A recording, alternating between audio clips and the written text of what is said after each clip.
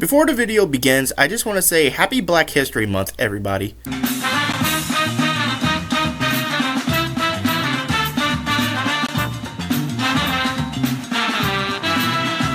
I'm sorry, it's just, I had to make that joke. This month comes once every year. Welcome to Palworlds, everybody. The next best thing to Pokemon, and to be honest, the best thing that we got in 2024. I know that we're 2 months into 2024, but I do believe this is going to be a great year for gaming, and Palworlds definitely started us off with a good smile on our faces. Although people don't understand why Palworlds is so popular at the moment. Maybe it's because of nostalgia, because it feels exactly like Pokemon, or maybe it's because the game is actually fun. However, for you guys, you're lucky that the world has created influencers, people that go in and test out the product for you and then give you back their feedback. Welcome back to the channel, everybody. My name is the Point Blank Man, and I'm here to explain why Palworlds is such a great game and it's deserving of your money. Here goes, pay attention. The first thing I learned about Palworlds was how it was crushing the numbers on Steam. Going over to the Steam charts, we can see that Palworlds has amassed over 2 million people at its all-time peak. That's so many people. This is crazy because this game's been released on January 19th, 2024, and in under 4 weeks, it managed to gain up to 2 million people.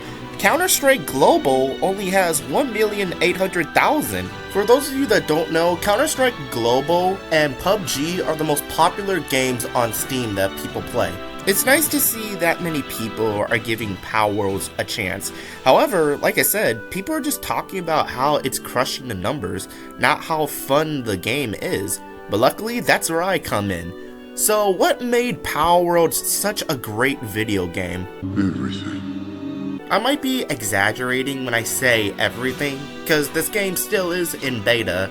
However, my job is to give feedback now so that when the full game release, people won't have the same issues that I run into. Since this is another video I'm making that is going to be everything that's good about the game, I'll start off with everything that's not good about the game. That's right, it's now time to start off with the online servers.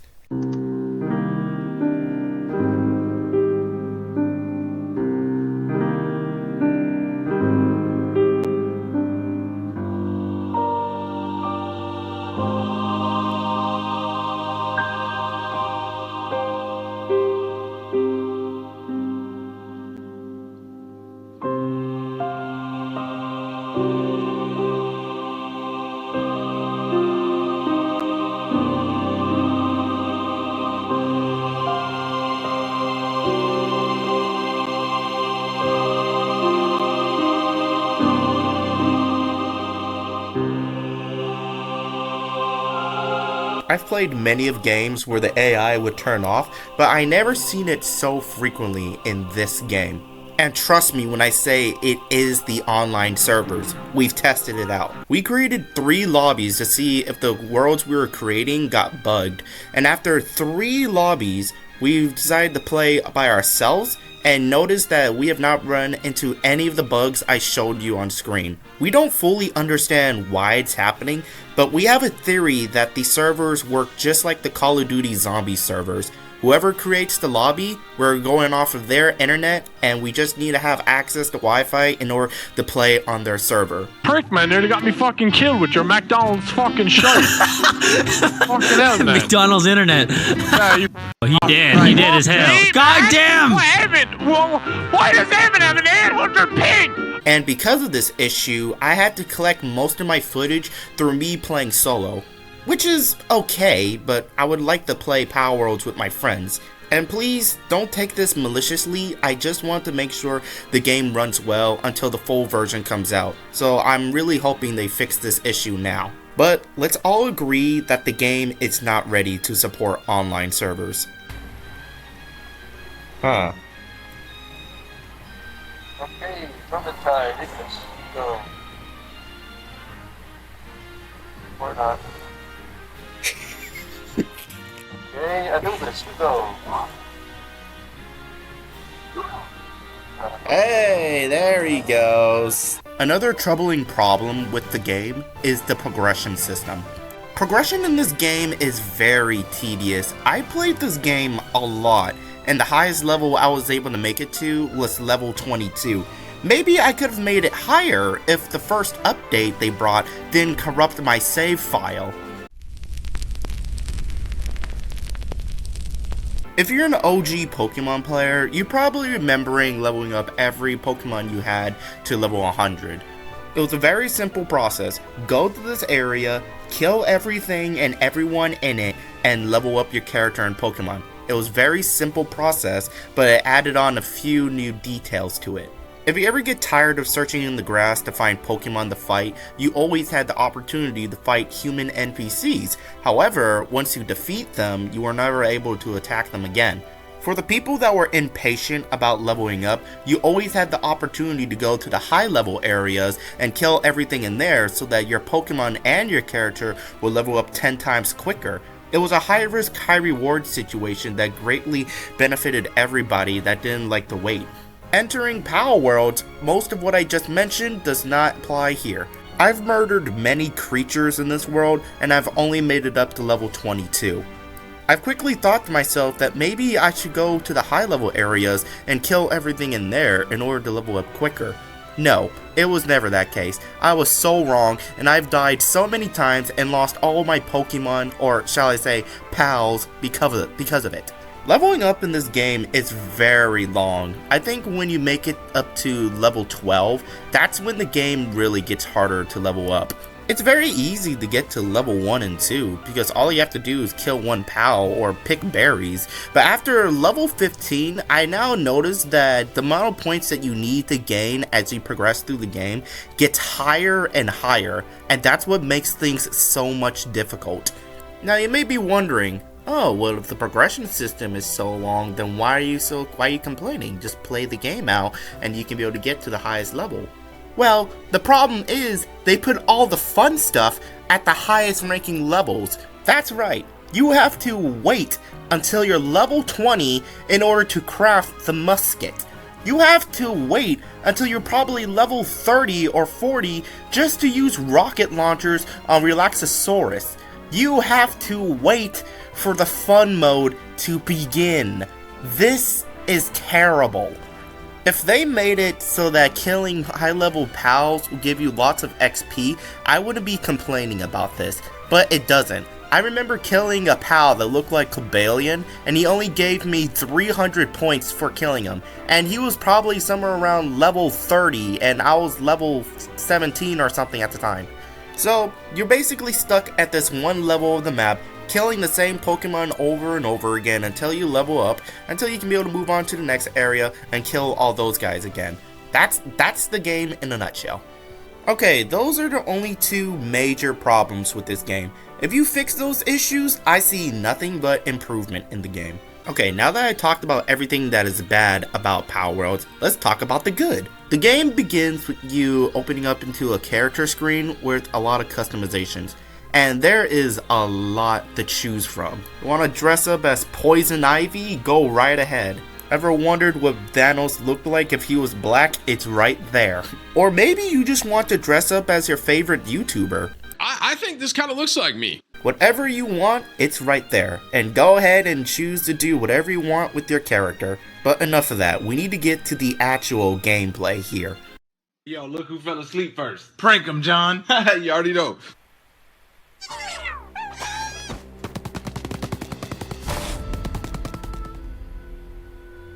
Straight up, this has got to be the cutest way to wake up. 5 seconds in, and you already got my attention in the game. It's quick to mention that I used to be a huge Pokemon fan when I was a kid. Any chance I got, I traded Pokemon cards on the school bus. I played every Pokemon game on the DS and stopped at Sun and Moon. And to this day, I have Pokemon plushies sitting on my wardrobe. So yeah, I used to be a huge Pokemon geek. So when I heard Pokemons with guns have been released, I had to give it a try. And through my experience, I found a lot of fun playing solo.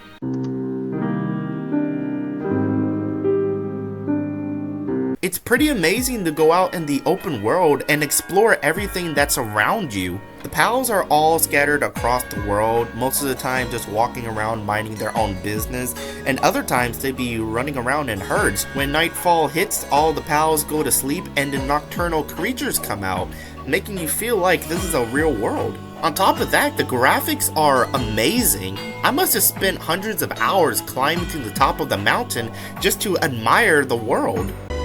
Dear God, it's beautiful. Now, this part is not bad, but it could use a little bit more work, and that is the music. The music they do have in this game make you feel like you're ready to engage a fight. Every time an Incineram was invading my base, I always felt prepared to launch everybody on the attack. As for the humans, it's actually pretty good. Thank God it didn't copy and paste the same thing for the humans, because that would be really stale. But it doesn't feel good enough in my opinion. There's not one soundtrack that feels powerful when you're engaging in combat. On top of that, they copy and pasted the same music for every boss fight in this game. It's okay, but it can't compete with Pokemon X and Y.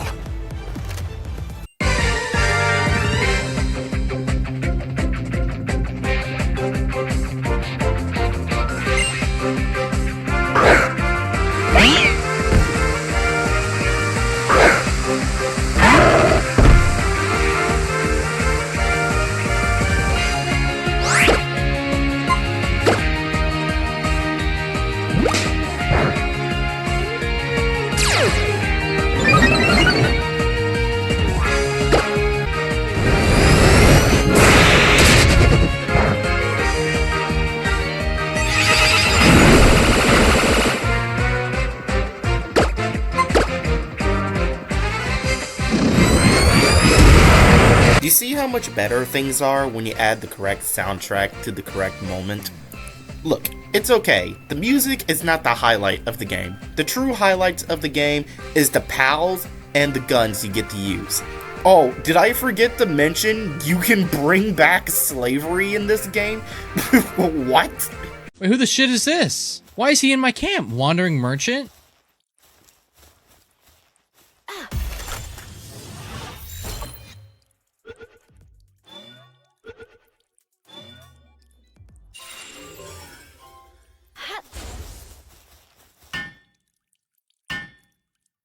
I just brought back slavery in 2023. Don't worry, guys. He has benefits. He's got a 401k, dental, health. He's got it all. He's getting paid very well for this. I don't know if this was intentional or not, but let's hope they never add black NPCs, because I don't think I'm ready for the memes when they come out. You see, one of the reasons why people are so into Palworlds at the moment is because Pokemon is in a really bad state at the moment.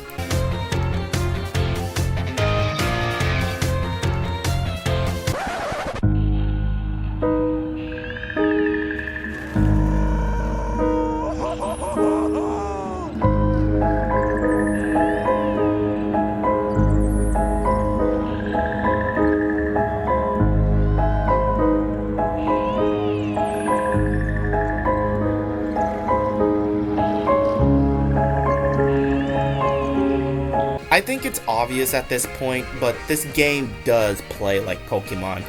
Every chance I got to discover new land, I've always been finding new Pokemon with new abilities, new textures, and style to them, and I've always appreciated the art style of the game with it. Now, some of them may look similar to other Pokemon games, like Surfent, he looks like Lapras. But to be honest, I don't have a huge issue with it because as long as they try to be original in some way, then I wouldn't find this to be a problem. When your team AI is not losing their intelligence, they actually fight pretty well in gunfights. And the best part, you can mount them so you can choose which move to use at the time. This is what Ash Ketchum should have been doing in every Pokemon League. It's such small ideas that work so perfectly in this gameplay. And if you still don't believe me on it being original, then hey, guess what? You can kill your own pals.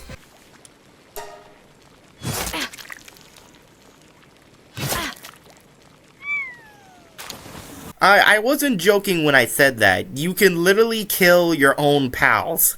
And I didn't blur this. The devs don't want kids' minds to be corrupted. You're horrible. You're an irredeemable monster. What took you so long, idiot? At least the food in the game looks delicious. You ready for our Easter egg? Hint, hint. Right there. That's the omelet made by Kichi Kichi from Japan. It has become so popular on every social media platform, and I'm so glad I spotted it in this game. The details in this game are so good. It makes me so happy every time I spot something. As a hardcore Pokemon fan, I can definitely say that this game 100% feels like Pokemon. So if you're not liking Pokemon Scarlet and Violet at the moment, I highly recommend you to try this game.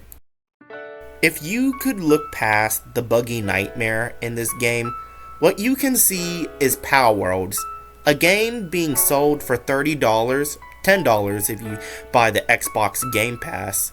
A game filled with pals that are just waiting to work at your camp, and most importantly, a player to come in and conquer the lands. This game, in a way, is like the Henry Stickmin series.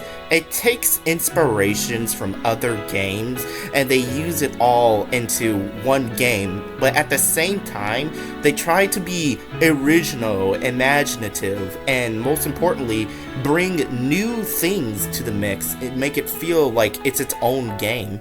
Many companies are arguing that this game stole features from Breath of the Wild, Pokemon, and etc. But to be honest, Puffballs with the Henry Stickmin series did that, and yet none of them were complaining, so why do we have to complain now?